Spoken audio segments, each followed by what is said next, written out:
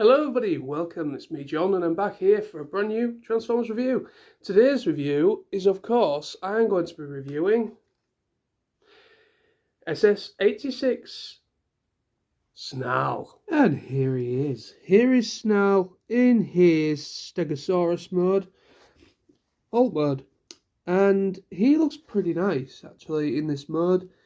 It has taken it has been a bit of a messing around for me to get him in this mode. I will be honest. It's not a difficult transformation. That's not what I'm trying to say. It's relatively simple, but on mine, it is an absolute pig, and I mean an absolute pig to extend these yellow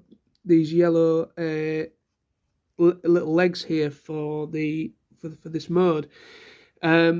I believe it's either this one. It's one of them anyways. It's incredibly stiff inside the arm cavity, to the point where I had to literally prise one of these out with a knife. Every time I tried to do it as the instructions insisted to do, this foot kept popping off, and also the fist as well decided to pop off. So every time I tried to get any sort of leverage of any degree to try and just extend it out, it just kept popping off, and it was incredibly stiff. One of the knives, literally, this is how stiff one of these was on mine. One of the knives I almost snapped in half, and then I had to use another knife that was a lot stronger in order to get this out of this arm cavity bit here. So I don't know whether it's a design thing or if it's just mine, but the thing is, this is the first time I've actually transformed this guy and I've actually done a video on him or played with him. He's literally just been on display in my room ever since I opened him. So this is literally the first time transforming him to this Stegosaurus mode. So I'm assuming it's just simple thing where the limbs on mine are just incredibly stiff. But anyway, so then we have a quick look at him. With that said, yeah, it's pretty nice. Let me bring him closer to you so you can have a nice look. See, he has the Autobot symbol on the head there, as he's known for that. The only problem with this is it's very gappy, doesn't go together as cleanly. But I don't really care about that really, but it is a little annoying, but whatever. Everything else seems to kind of peg in okay on mine. Like underneath, these bits have sort of pegged in okay. So it seems to peg in alright. Another thing is these Stegosaurus fin bits. This is a whole panel that folds in. I don't know why, but this is actually backwards. Don't know if it is an intended design thing, but basically, long story short, is this whole thing was the other way around because it folds up to create the backpack in robot mode. I had to literally take it off and then reapply it back the opposite way so that these fins actually stick upwards. So I don't know whether that is an intended thing. But I did notice it in the instructions where on the instructions it did say something about popping off and putting back on again. If that is an intended design thing with this figure, I don't know why they decided to do that. I don't like the idea of taking off. Every time I want to transform a toy, I don't like the idea of taking off things like this, because over time you're going to start roding down the little pegs. But yeah, so let's have a look, see at the tail there. I don't like how this tail is moulded because it's a little too... I understand this is Stegosaurus, but this tail needs to be higher, in my opinion. It needs to be about here. I'd say a little bit taller.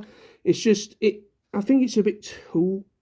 I understand he kind of arches, it's like slightly arched like this, but I would like it if the tail was just a little bit higher up, but other than that, okay, fine. But other than that, he looks pretty nice. He looks quite accurate to his G1 counterpart in the movie and so on. I love the Dinobots, and I'm very glad that I've got this guy. But I think that's as far as I can go. These arms, these little leg things are articulated. They've got a two-way ball, little joint there, so they do move. Same as these are ratchety, and these also move as well. So there is a little bit of movability. The mouth underneath the head does open as well, as you can see. So let's get him transformed. Okay then, so the first thing we're going to do is the rear legs. The absolute pain of my life today. But anyway, so first things first, you unpeg them like so. Let's twist the foot this way around, and you get the fist out like this, and then you just fold them back into place like that, and you just extend the arms, and you just sort of leave them like that. So same again with this side. Extend, get your fist in there like that, and then you twist the foot, collapse, and in like that, and just leave them like that. Then the tail at the end, you split like this, and you just leave those two pieces either side like that. Then these two pieces you just unpeg and just bring like that. These side legs you just fold in on themselves like that, and you just sort of bring them out of the way for now. Okay, there we go. This you bring down and down like this. That then should allow you to prise these, and these bits you bring up, which are the feet. 360 swivel the whole waist, and then the legs, just, that's it, clear everything. You would these bits, that was the head, the Stegosaurus head, they go into that recess right there in the leg on both sides. So you just put them in there and close up that panel. They come around, and then you twist them like that, and I think, yep, they go straight into there, and that panel then closes. This bit then goes over. So that's where we are currently. So now we come to the waist. You just collapse the waist in on themselves like that. This panel bit that I said is backwards, I'm going to keep it like that because I actually kind of prefer that. Like I said in the segment before about this section, this panel being backwards, I had to take it off this bit here. I had to take it off from there, and I had to. So this panel was the opposite way around. If you just actually, yeah, it does go flusher. There we go. That's better. I understand maybe why they did it in the box, I suppose, was because of these. So probably for packaging purposes, they decided to flip it. But at the same time, I don't like that idea. I understand they probably did it for packaging purpose, but I don't like the idea of like taking something off from here to flip it round. Get your nail in there, bring up the head. I think we're done. We are indeed, I think. I think that is it. And there we have him. there is 86 SS-86 Snarl in robot mode. It's a nice figure. Just the slight issues I've had, it was, I think, this arm extend, in order to get the paw or the Dinobot leg out of the arm, it was an absolute pig to try and do. So that was the only downside to the transformation experience for me. But I don't know what more I can say with that, because I just think it's just very, very stiff joints, because it's the first time transforming it. One of them things. But he is a nice boy. He is a nice figure. Let's get a nice look-see at that, the head and the chest area. Bring him closer. Hopefully you can see it okay. I might have to bring it even closer. But yeah, that head sculpt is nice. It's an alright head sculpt, I think. It's faithful to a degree. Nice Autobot insignia on the chest there. Nice colour choices. Nice, design and moulded detailing on the legs there. On the arms. You know, it's got some nice. It's got some nice detailing on it. Then we come back to the back. You've got the detailing here on these bits as well, which was the tail that splits. But yeah, and it all kind of folds together quite nicely. You don't have as many gaps. You know what I mean? You don't have as many gaps, hollow gaps, which is one good thing. Articulation. He has a nice ratchety joint for the arm here. Swivel and elbow. Obviously, it's got a very good elbow because of the transformation of the arm for alt mode. Ball jointed head.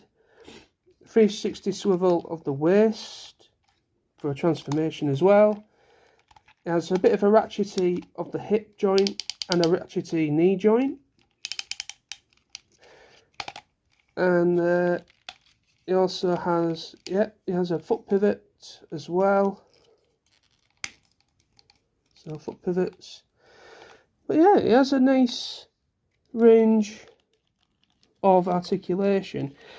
The only thing is, he is a bit of a twat to try and get perfectly right to get him in a good position. Obviously he's got very, very big legs, and the legs are big and everything, but I find him a bit awkward to try and get into a pose. But he is a relatively large toy, so you are going to get that. And obviously he has very weird proportions, like very big arms and then small forearms, and then big legs and small top of the legs here are small, and you're going to get a little bit of that, I think. So the last thing I'm going to talk about, he comes with his weapon, which is this sword. It's just a generic sword. I know there is upgrade kits for these guys that are available. I believe DNA. I think by DNA or something. But he doesn't come with his. He don't come with a blaster. He only comes with a sword. But it's an alright sword, I guess. It looks okay. There's some relatively nice detailing in that. To a degree, and that will just simply go into his hand. Like that, and there he is with his sword. So thank you ever so much for watching my review on SS-86 Snarl. Hope you enjoyed the review. I'll be back with more reviews very, very soon. Like I say, I am going to be getting some more of these guys. I have another guy, another one of the Dinobots that I've yet to review. I've got Swoop on pre-order. I need to try and track down a Grimlock, whether it's the new version that's coming out, or if I can at least, because I want to get them all matching. I want to get matching set with the same kind of decor between themselves. But we'll see how things go. I also need to get, I think it's Slag or Slug, whatever you want to call him. I need to get him as well. So yeah, I'm missing a couple of them. I've only got two, so I'm missing the rest of them. And obviously I've got Swoop on pre-order. But anyway, so thank you ever so much for watching. Take care of yourselves, and I'll be back with more reviews very soon. Bye bye for now.